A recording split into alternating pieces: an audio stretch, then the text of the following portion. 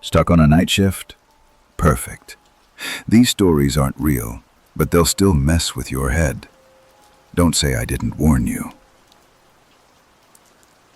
Noah Patel, 28, recent IT grad and overnight systems monitor for a private security firm in Indianapolis.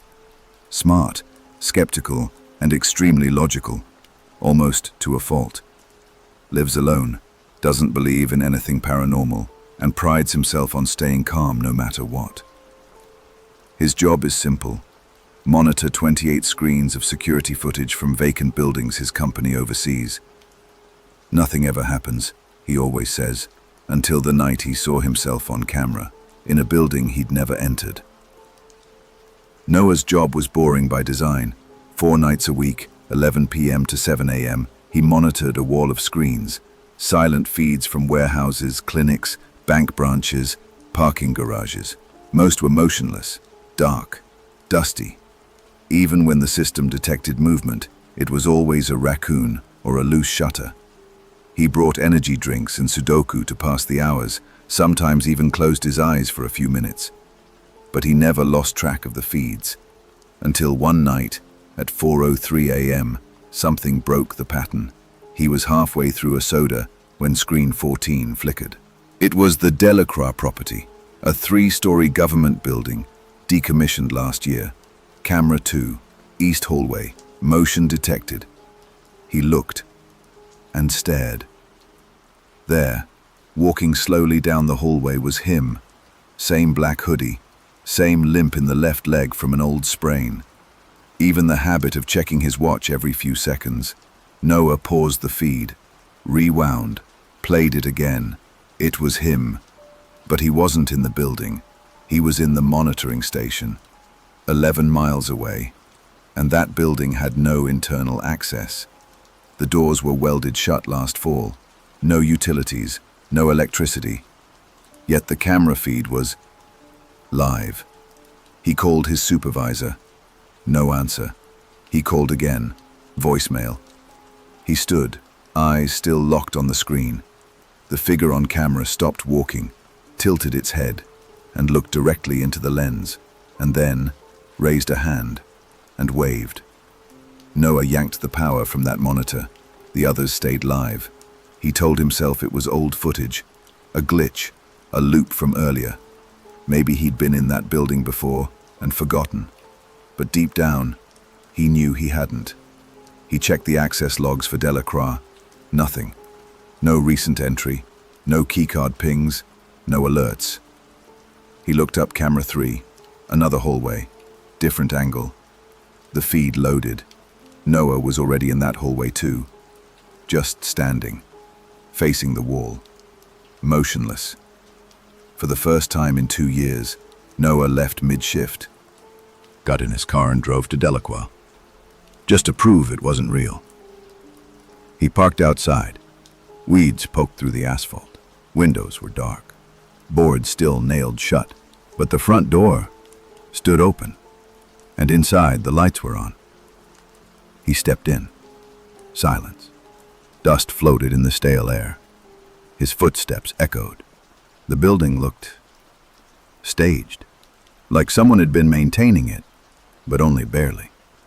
He walked toward the east hallway, and then something subtle. A low electric hum. From behind a door marked records. Inside, a wall of monitors.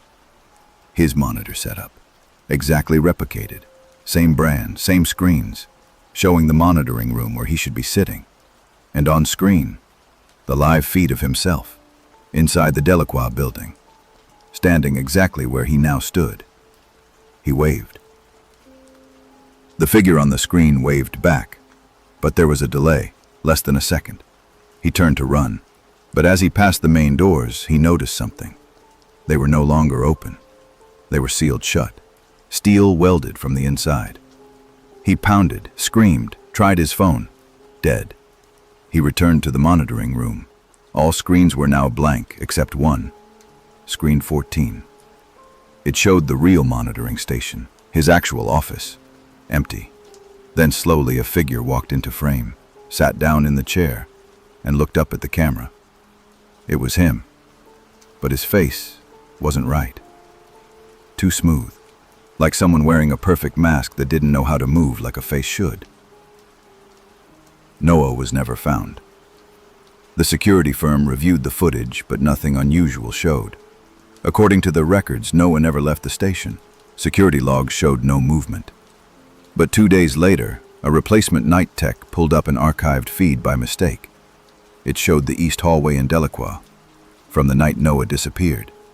And in the feed, there were 2 Noahs, one walking toward the camera, and one standing in the corner, barely visible in the shadows, watching the other pass by. Some say one of them left the building that night.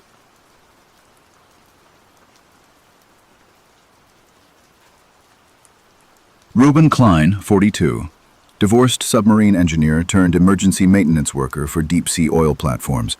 He lives alone in a cabin near the coast of Alaska. Years ago, he lost his daughter to a boating accident. Her body was never recovered. Since then, he avoids daylight and open water. He's a man slowly crushed under guilt, clinging to night work to avoid himself. They told Reuben it was a simple job. One night, rotate the power cores on E-17, the unmanned drill platform floating 140 miles off the coast. No crew, no cameras, no supervision, just him, the ocean, and the dark. He took the job anyway. They dropped him onto the deck just after midnight. Fog clung to the water like skin. The platform creaked with old salt and rust. Waves slapped its base in slow tidal groans. His radio crackled. "Rotate the cells. Don't touch anything else. We'll retrieve you at dawn." He nodded, even though no one could see him. Reuben didn't believe in ghosts. He believed in torque specs and pressure valves. The sea was cold and cruel, but it didn't haunt people. Not until that night. The power cell room was 6 decks down. The elevator was out, so he took the ladder. 70 feet of silence broken only by the wet clank of his boots on metal rungs. The cell room was warmer than the deck, humming with battery heat. Everything looked normal. He started the replacement process. That's when the signal light blinked, green to yellow, then red, then off. Then every light in the room died. A single tone beeped from the main panel. Signal lost. Sync error. He tried the radio. Static. Then, a voice, but not from the headset. From the intercom built into the wall. A child's voice. Faint. Echoed. "Daddy?" Reuben stopped breathing. No one had called him that in 6 years. The intercom buzzed. Another voice, broken and wet, like someone speaking through a mouthful of seawater. "We found her." He backed away from the wall. The floor beneath him vibrated. Somewhere below, a metal door slammed. Then another. Footsteps. Sloshing. Heavy. Wet. Coming up the ladder shaft. He ran. Twisted corridors groaned as he passed, hissing from pipes and vents. The power flickered, humming back to life in bursts. He ducked into the control room and locked the hatch behind him. Then he saw the monitor. The old analog screen. Dead for years, they said. Now displayed a black and white feed of the lower deck ladder shaft. On it, a figure was climbing up. At first, it looked like a man, but the longer Reuben stared, the more wrong it seemed. The arms were too long, the neck twisted like rope, and hanging from its belt was a bright pink life vest, the same one his daughter wore the day she disappeared. He smashed the monitor, but the image burned behind his eyes. The creature reached the 5th deck, and Reuben felt the platform shift. Not from a wave, from weight. Something heavy now walked the metal halls with him. He tried the emergency beacon. Dead. The flare gun? Fired, but the light vanished before it left the deck. The fog swallowed everything, and in it, he heard the whispers. "She called to us. She belongs here now." He found the old bunk room and barricaded himself inside, tried not to listen to the sounds on the other side of the door. The dragging, the scratching, the slow, wet breathing, the singing. It was a lullaby, one his daughter used to hum when she couldn't sleep. And then, silence for hours, until dawn. When the chopper arrived, they found Reuben curled up on the helipad, soaked in sea brine, eyes bloodshot, clutching a child's pink vest to his chest. They didn't ask questions, just flew him home. But Ruben never went home. He went straight back to E-17. They found him days later, alone in the lower deck, staring at a hole in the floor. A perfectly round black circle burned through the steel, leading into seawater 30 feet below. And on the walls, scrawled in his own handwriting over and over, "We're not at the bottom yet. She's still calling. She wants me to come down." They shut E-17 down after that, but the flare gun, Ruben's last shot, is still missing.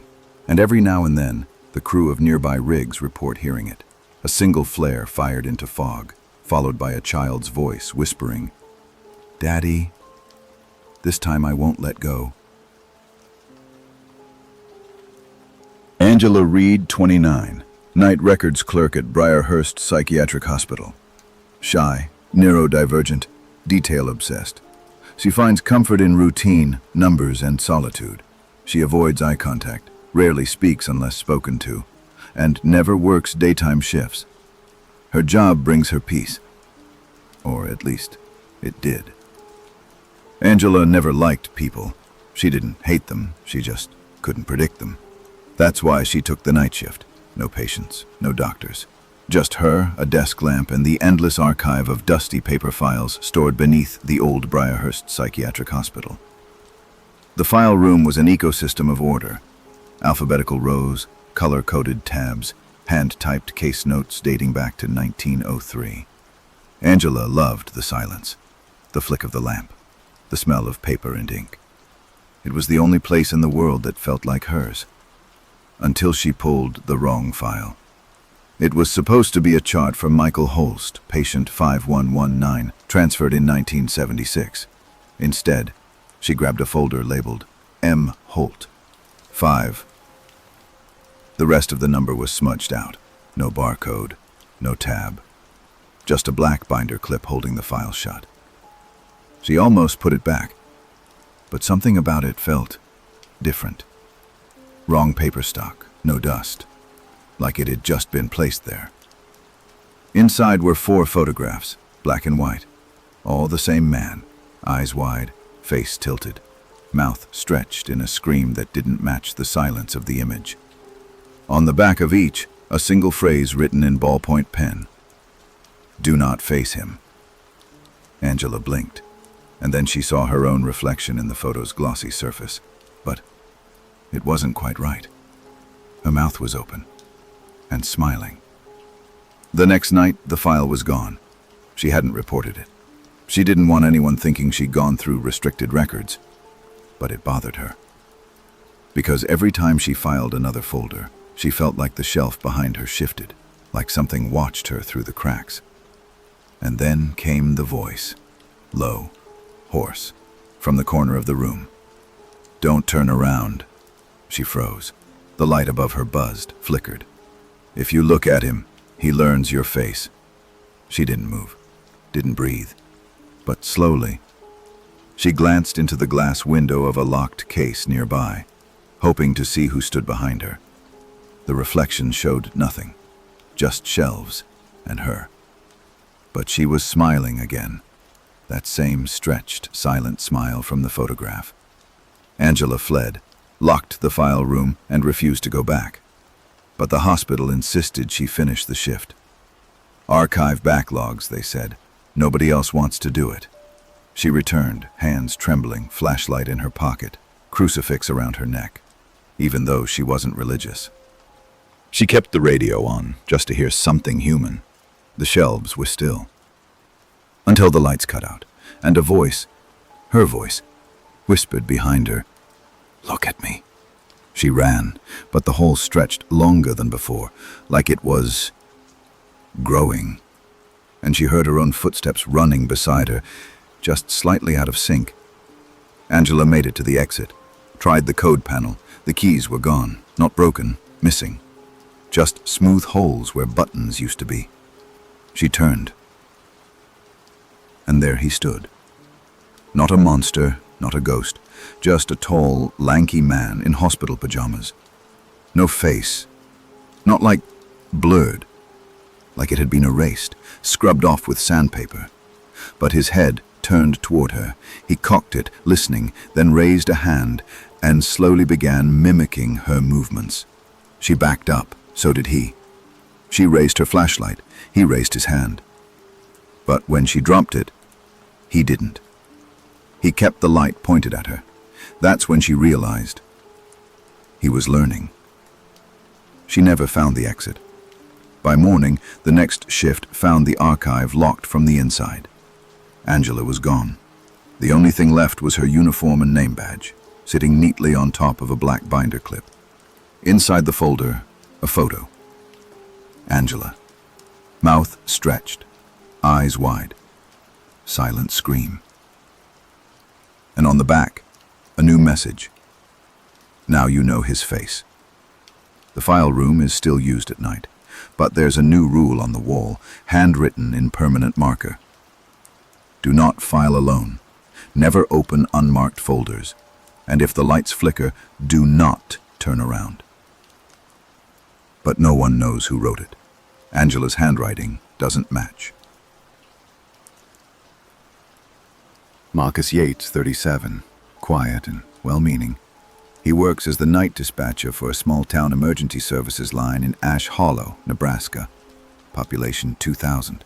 Divorced, dealing with anxiety, and often on medication to sleep during the day. He has no kids, no pets, and no one waiting for him when his shift ends. But he takes pride in being the calm voice people hear when they're terrified. He never thought he'd be the one calling for help. Marcus always liked working the night shift. He called it the silent shift. Between 11 p.m. and 7 a.m., 911 calls in Ash Hollow were rare. Most of the emergencies were drunk drivers, possums in basements, or power outages. That changed on a Tuesday, 1:08 a.m. The red call light blinked. He cleared his throat, hit the line, and said what he always said. 911 dispatch, what's your emergency? But the voice on the other end wasn't panicked. It was calm. Too calm. There's someone in the building. Marcus sat up straighter. His console was lit with only one inbound line. This one. Which building, sir? This one. He paused. You mean your house? No, I mean your building. The dispatch center. Marcus froze. He looked up at the wall of glass separating the dispatch room from the hallway. It was dark. Still. Who is this? I'm in the break room. The fridge just turned on. You heard that, right? And then the fridge did buzz to life behind the wall. Marcus turned slowly in his chair and stared through the glass at the empty break room. Just a tiny kitchenette, a vending machine, a coffee pot. He stood, walked toward the hallway door, and the voice said, "Don't open it. You'll let him see you." Marcus backed away. His fingers hovered over the panic button, the internal alert system that would ping nearby officers. But the voice spoke again. It won't work. He cut the lines 5 minutes ago. His hands started to shake. Who is he? Marcus whispered. The voice exhaled, like someone catching their breath after a sprint. I don't know, but he can sound like anyone. You'll know it's him when he gets it almost right. And the line went dead. Marcus tried to rationalize it. A prank, a crazy local. But the longer he sat there, the more wrong things felt. He opened the security cam feed. Only 2 angles worked. The parking lot and the hallway. Parking lot, empty. Hallway, dark, motionless. Then he saw it. In frame number 3, the hallway, the door to the break room slowly swung open, but no one came out. Just silence. Another call lit up. Same number. Marcus answered. He's in the vents now, the voice whispered. You hear it? And then he did. A slow, metallic scrape coming from the ceiling above his head. Why are you helping me? Marcus asked. Because you helped me. 3 years ago, my sister was in a car wreck. You stayed on the line until they pulled her out. Marcus remembered, barely. A girl named Rena, broken femur, screaming. You said, "Stay with me. You're not alone." That mattered. So now I'm saying it to you. The line hissed, then silence. Marcus stood. The scraping moved with him, above, always above. He bolted for the fire exit, slammed the crash bar. Nothing. Deadbolt engaged. It shouldn't be locked from the inside. He returned to the console, heart racing. His reflection in the black monitor glass stared back at him, but it wasn't mirroring his movements. His reflection tilted its head when he didn't, then smiled. Not his smile, something wider, like it had more teeth.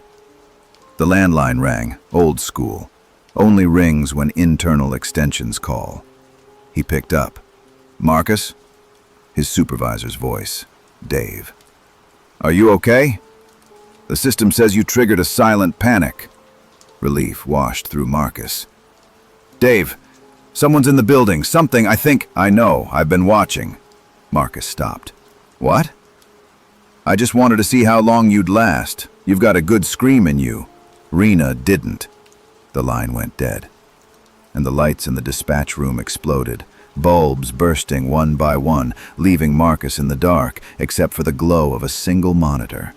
The hallway cam. Now showing something walking, no, crawling toward the glass wall. A shape with a face that flickered like static. Sometimes it was Marcus. Sometimes it was Dave. Sometimes it was Rena. Sometimes it was nothing. Edgar Booth, 54, former theater actor turned night security guard at the shuttered Crescent Wax Museum in upstate New York. A faded star who once lived for applause, Edgar now spends his nights walking past dusty mannequins and replicas of famous murder scenes. His only joys are quoting Shakespeare to the statues and drinking cheap wine after shift. He used to believe the stage was the scariest place in the world. Then the exhibit started talking back.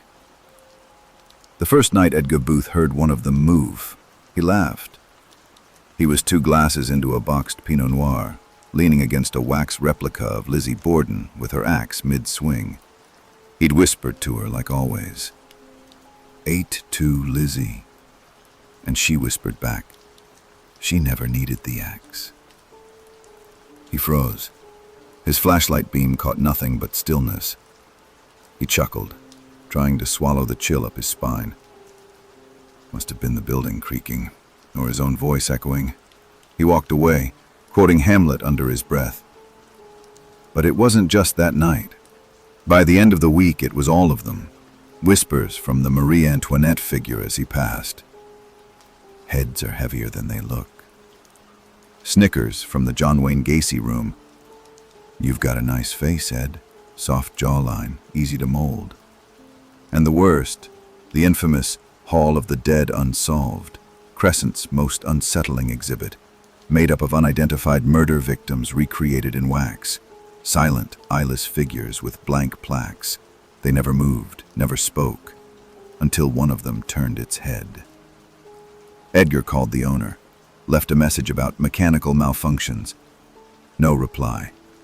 He told himself it was a breakdown, or stress, or that Pinot Noir starting to mess with his mind. But things escalated. He started locking the exhibits each night. Chains, bolts, zip ties. But every morning, one would be unchained. Never the same one twice. And then, one morning, he found his own wax figure, standing center stage in the main gallery.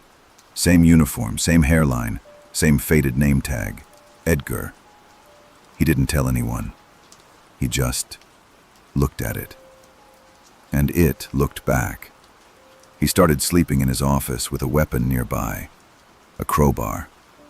But the museum began learning him. One night, every figure in the unsolved hall had his face, eyes closed, mouths sewn shut. Another night, the lights went out for 4 minutes.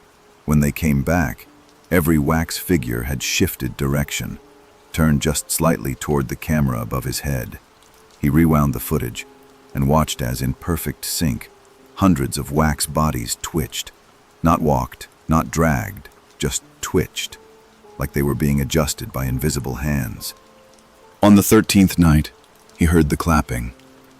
It came from the theater exhibit, a stage set built to honor famous Broadway crimes.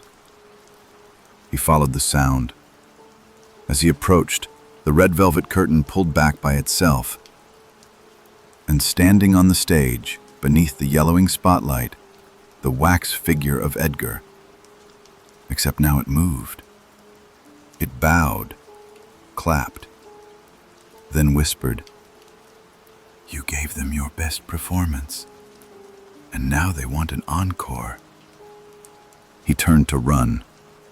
Every hallway was lined with wax statues now, not in their original places, not posed, just standing, watching. Their eyes somehow wetter than wax should allow. And as he ran through the echoing corridors, they began to follow. No footsteps, no breathing, just the soft click of wax ankles. He made it to the security room, locked the door, watched the cams, all empty. Until he blinked, and Edgar, the wax version, was in the room with him on screen, just behind the chair. But when Edgar turned to look, nothing. Empty. But the chair was warm. He quit the next day, didn't say a word to the manager, just walked out and never returned. He moved to a different state, deleted his social media, got a job at a gas station. But last week, he received a package in the mail, no return address, just a wax replica of his own hand, and a note tucked inside. "We miss your performance." Now he doesn't sleep at night, because sometimes in the gas station's freezer glass, he sees himself, standing stock still, behind the Doritos rack, smiling, waxy, waiting. Clara Zhang, 31, a meticulous, intelligent night auditor at a mid-range hotel just off the interstate in Colorado. Former psychology student who dropped out after a breakdown during her thesis on human perception. She's introverted, hyper-observant, and finds peace in balancing spreadsheets and brewing bad lobby coffee. She doesn't talk much, but she notices everything, especially when something doesn't add up. Clara didn't mind being alone at night. She preferred it. While most people hated the graveyard shift, she found beauty in its precision, silent hallways, glowing monitors, and a lobby that never changed. Until room 209 checked in. The man was ordinary, polite, paid in cash, no luggage. Said his name was Robert Kessler. But something about him nagged at Clara. He never blinked during check-in, not once. And when she offered him the key card, he looked at it like he didn't recognize what it was. Still, she gave him the room. One night, maybe two. That's what the log said. Except the next morning, he was gone. No checkout, no surveillance footage of him leaving. His room, empty. But the bed was rumpled, the shower wet, a bar of soap used just once. She reported it. The manager shrugged. He left, maybe used the side exit. But the side exit has a motion detector. Clara checked the logs. Nothing. Then she opened the guest registry, and the entry for Robert Kessler was gone. The handwriting skipped a line, like someone had deleted it manually and physically adjusted the pages to hide it. But she remembered him.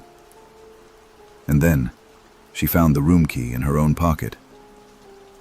The next night, the same man checked in again. Same name, same mannerisms, still no luggage. This time, Clara tested him. Back again so soon? He just stared, then smiled. First time here. She let him go, but not before noting down everything. Time, date, face, posture. She kept a paper trail separate from the system, a habit she developed during college when she started forgetting things after panic attacks. That night, She watched the hallway camera outside room 209. At 2:17 a.m., the door opened. No one came out. No one went in. The door just opened. Stayed ajar for 7 minutes. Then, slowly shut. By 3 a.m., her handwritten note about Robert Kessler was gone, ripped from the notebook.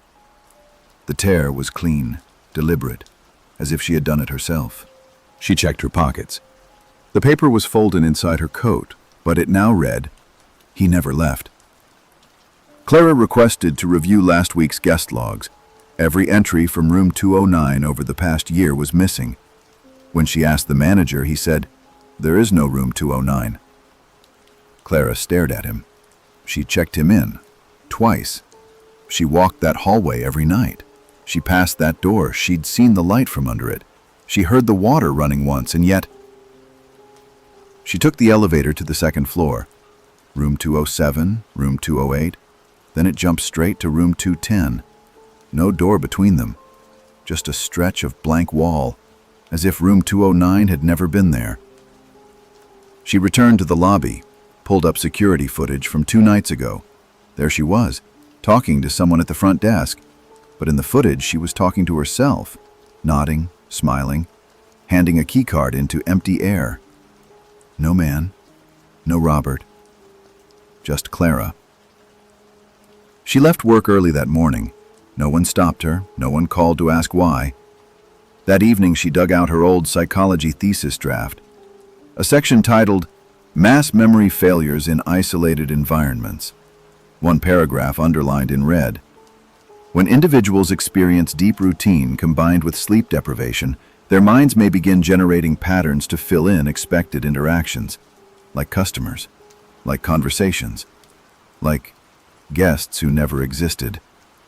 Still, Clara went back. She needed to know. And that final night, room 209 was back. The door was there, and it was open. No lights on inside, just dark space. Clara stood in front of it for 12 minutes, then stepped in. They never found her. Only her notebook, torn down the middle. One half detailed Robert Kessler's check-ins. Lena Vasquez, 34, single mother, former nurse turned overnight mortuary technician. She's practical, burnt out, and emotionally exhausted. The night shifts at Coldridge County Hospital's morgue help her stay off the grid from her abusive ex and afford her son's therapy. She doesn't believe in ghosts. She doesn't have the time. The first night it happened, Lena didn't tell anyone. She stood in the center of the Coldridge Hospital basement morgue, reviewing body tags under the blue flicker of a dying fluorescent light. Her breath misted. It was always cold down there, even in June. But this was different, the kind of chill that made her chest feel hollow. She was zipping up a body bag when she heard it, a tap on the glass. She froze. Slowly, she turned toward the tiny window built into the concrete wall above the refrigeration units, a single, narrow rectangle that let in nothing but alley shadows and, during the day, garbage truck noise. It was pitch black outside, and yet, tap, tap, tap. Lena approached the window, stood beneath it. Nothing. Her fingers curled around the edges of the metal shelf beneath the sill. She almost laughed. Probably a bird, or a rat. But then, the motion sensor light in the alley snapped on, and someone looked in. Or something did. All she saw was a flash of a pale face, the smudge of a mouth opened too wide, and the black, empty orbs where eyes should have been. And then, gone. No footsteps, no shadow cast, nothing. Just the buzz of the morgue's overhead light, and the sudden, heavy scent of rot that hadn't been there a moment before. She didn't tell the supervisor, didn't want the "you should take a break" speech. She needed this job. So she told herself it was a trick of the light, or stress, or lack of sleep. But then came the second night. Lena arrived just before 11 p.m., as usual. Checked the log, 3 new arrivals, all elderly, nothing weird. Until she opened the cooler door and found the old man sitting up. She slammed the door, heart hammering in her throat. A minute passed. She opened it again. The body was lying flat, cold, stiff, eyes open, and staring directly at her.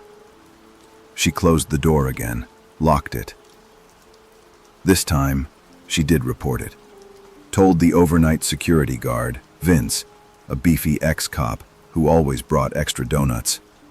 He chuckled, said rigor mortis sometimes causes muscle spasms, even upright posturing. The Lazarus effect, he said. Creepy. The third night, it escalated. It started at 1:33 a.m., a time she'd come to dread. The cooler units all powered down simultaneously. Not a blackout. The lights stayed on, but the motors stopped humming. And then she heard whispers, low, slurred, not English. She backed into the hallway and called Vince on the radio. No answer. Then a loud clang echoed from inside the body drawer. When she returned, one of the drawers was open, empty. That was when she saw the message scrawled in condensation across the glass of the autopsy room. You were supposed to be dead. She ran, found Vince's body in the break room, eyes wide, lips torn, fingernails bloodied from clawing at the walls. His mouth was stuffed with gauze, and carved into his chest in ragged, torn skin were the same words she'd just seen. You were supposed to be dead. Lena screamed, and then everything went black. She woke up in a hospital bed.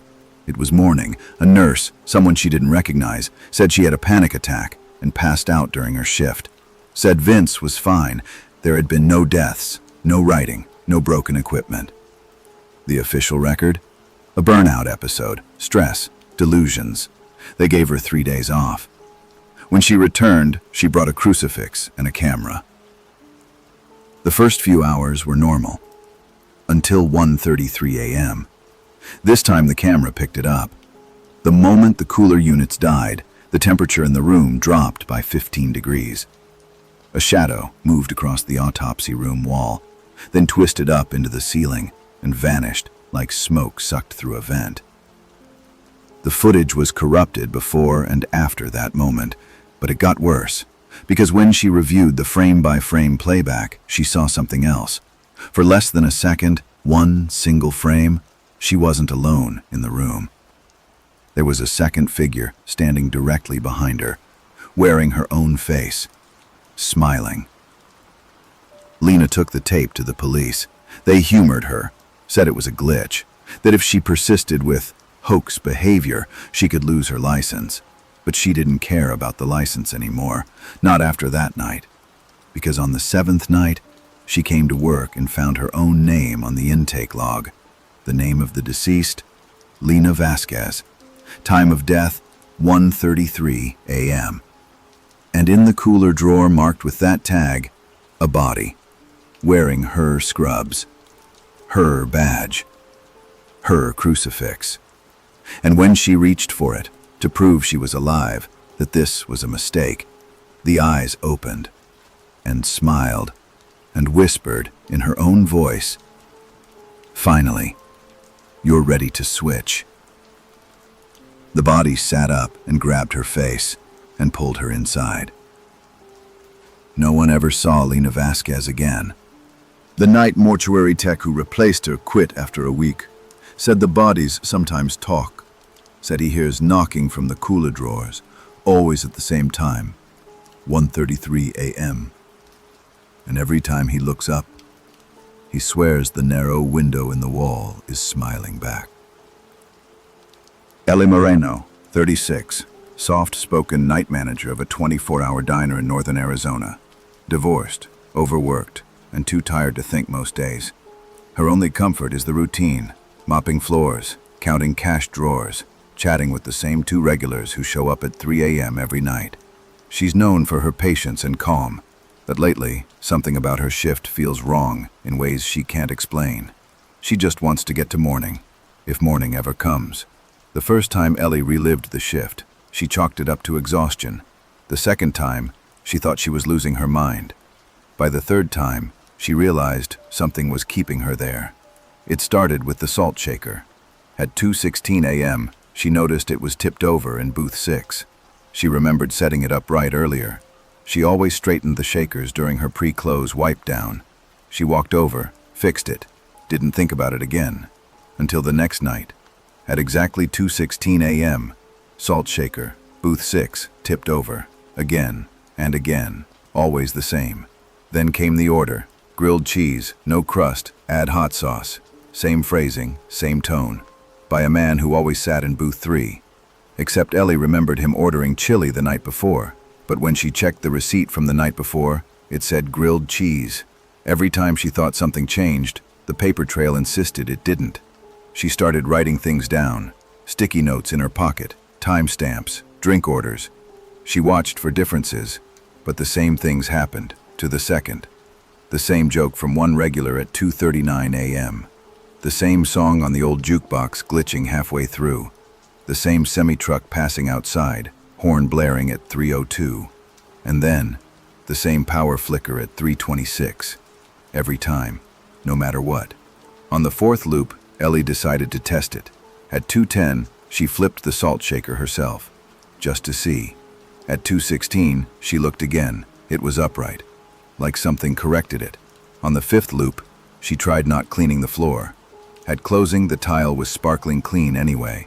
On the sixth loop, she didn't show up for work.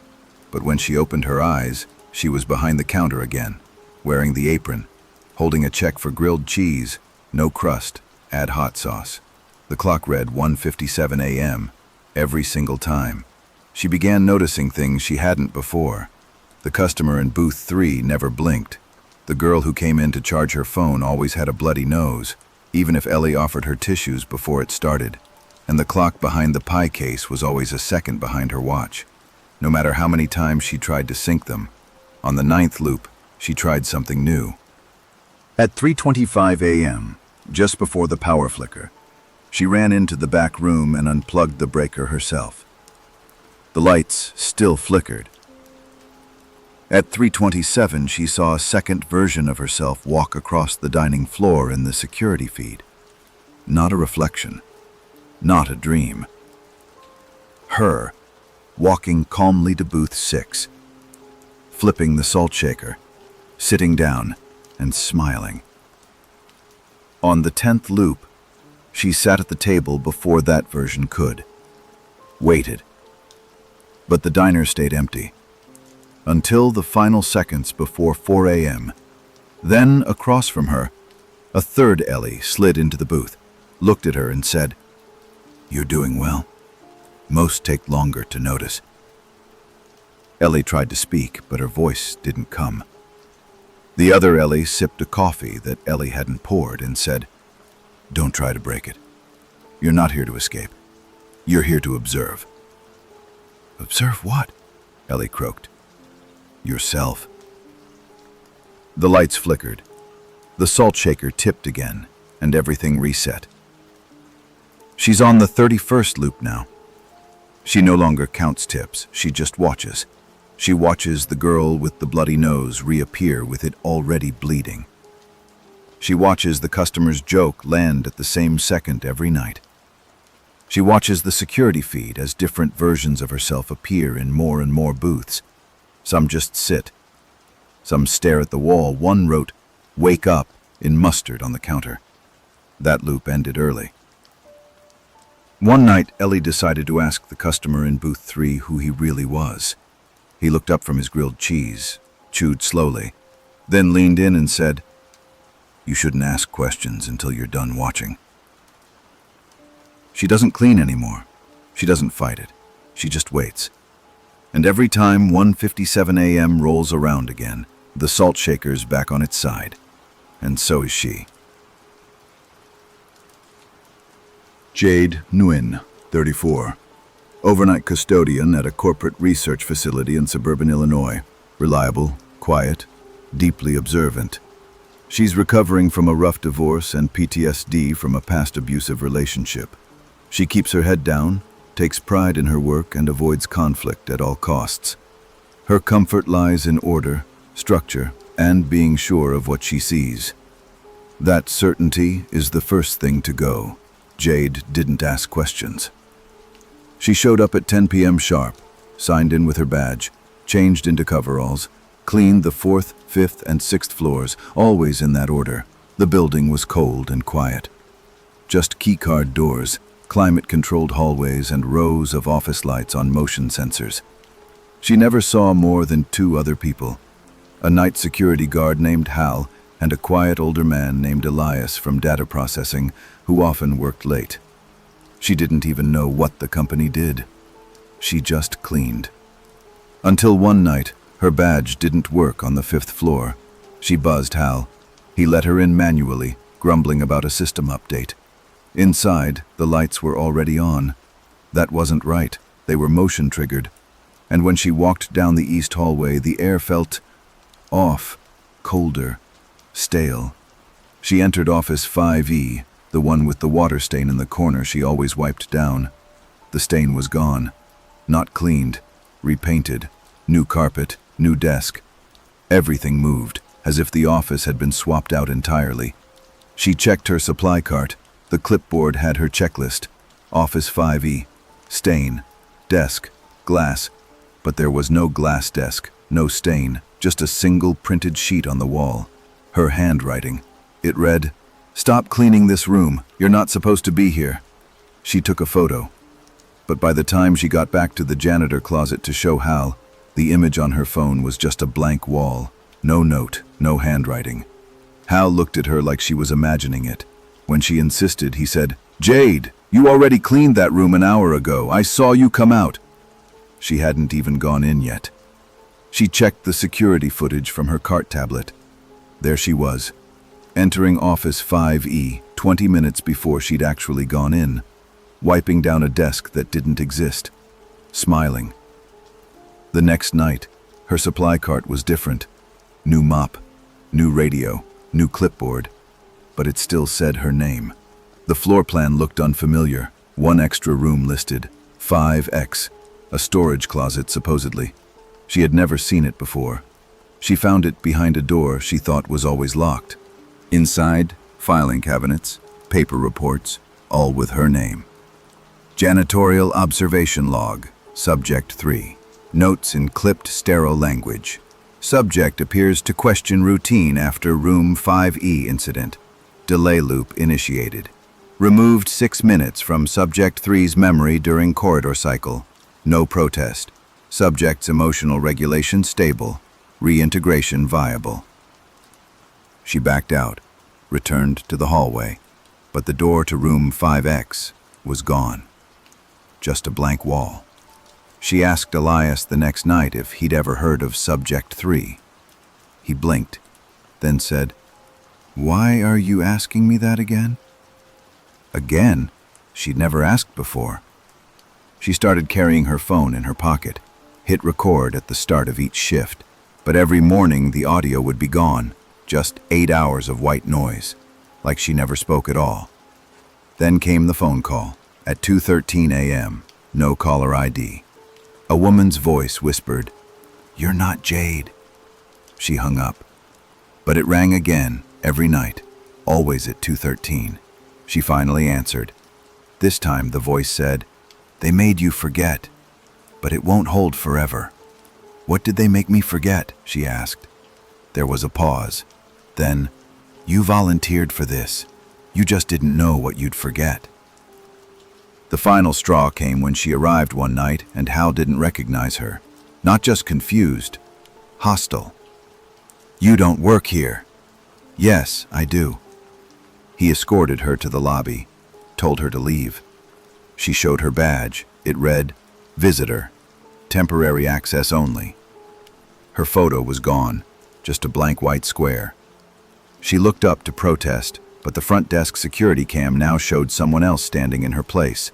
Same height, same uniform, different face. She hasn't gone back since. But sometimes, at exactly 2:13 a.m., her phone rings. Same voice, only now it says, "You were Subject 4. Subject 3 didn't survive the reset. Welcome back." Samuel Sam Lee, 42, soft-spoken night orderly at a private mental health facility on the edge of Seattle. Ex-paramedic, widower, known by co-workers for his empathy, calm under pressure, and photographic memory. Sam has been coping with grief in quiet isolation for years, and his job, in his own words, is just making sure no one's left behind. He's seen delusions, paranoia, and psychosis, but never thought he'd question his own sanity.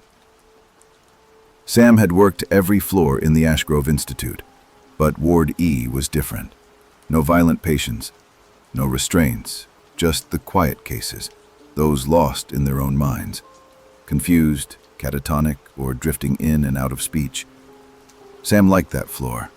It felt quieter than the rest of the world. He was in charge of overnight rounds, just him and the security doors. He walked with a clipboard, flashlight, and keyring, checking every room between 12 and 6 a.m. He liked the silence, until he started noticing room 6. There's no room 6 on Ward E. There's a 1 through 5, then it skips to 7. Always has. Sam knew this, but one night, around 3:20 a.m., he passed between rooms 5 and 7 and saw a door. No label, no keycard panel, just slightly ajar. Room 6. He thought maybe construction had opened an old staff room. He marked it down to ask admin in the morning, but when he checked again 5 minutes later, the door was gone. The next night, it was there again, this time closed. No handle, just a black mark where the number 6 had been burned into the wood. He put his ear to the door. Silence. He tried to push it open. Wouldn't budge. He looked back at room 7, where a woman named Lila had been mute for 4 months. Now she was standing at the glass, smiling. She mouthed something to him. "You found it." Sam began keeping notes, times the door appeared, when it vanished. The other orderlies saw nothing, the cameras showed nothing, but Lila always watched when he passed that section now, her smile getting wider. Then one night, she whispered through the door when he passed, "You stayed too long. Now you belong there." He entered room 6 on the 7th night. He didn't mean to. One second he was checking charts. The next, he was inside. He didn't remember walking in. No lights, just a mirror, and a single hospital bed. In the mirror, he saw himself. Older, beard grayer, same clothes. Behind him, patients, watching. Not the real ones, versions. They stood still, expressions blank. And behind them, another Sam. Younger. Scared. Then everything blinked, like a camera shutter. He woke up at the nurse's station. The clock read 3:21 a.m. Lila was gone from her room. Ward logs had no record of her ever being admitted. Her name was gone from the roster. When he asked the day staff about her, they said, "There's no one named Lila in Ward E. There never was." He went to the director, told him everything. Room 6, the mirror, the second Sam, Lila's disappearance. The director stared at him for a long time and said, "You're not on staff, Mr. Lee. You were discharged 6 months ago." Sam laughed, joked it was a clerical error. He went to the locker room. His badge was gone. His name was off the staff board. No uniform, no ID. And when he tried to leave the facility, the front desk nurse asked, "Do you have an escort, Mr. Lee?" That night, he sat at the nurse's station again. No one stopped him. The lights dimmed at 10 p.m. as always. He walked the hallway like he used to, clipboard in hand. Room 1, empty. Room 2, pacing. Room 3, asleep. Room 4, mumbling. Room 5, empty. Then he reached room 6. It was open. He stepped inside and saw himself, tied to the bed, mouth taped shut, eyes pleading, mirror cracked, reflection missing. He never came out again. No one noticed. The new orderly, quiet guy named Greg, says the hallway between 5 and 7 feels longer than it should. But it's probably nothing, just a quirk of the architecture. Sometimes, around 3 a.m., he thinks he hears footsteps where no one's assigned. And in the mirror at the end of the hall, he swears he catches someone else in his uniform. But when he turns around, nobody there.